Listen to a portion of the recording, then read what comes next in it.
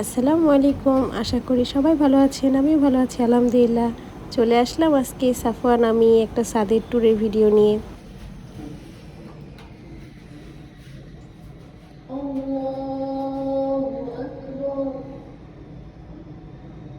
সাফওয়ান আমি কোথায় যাচ্ছি?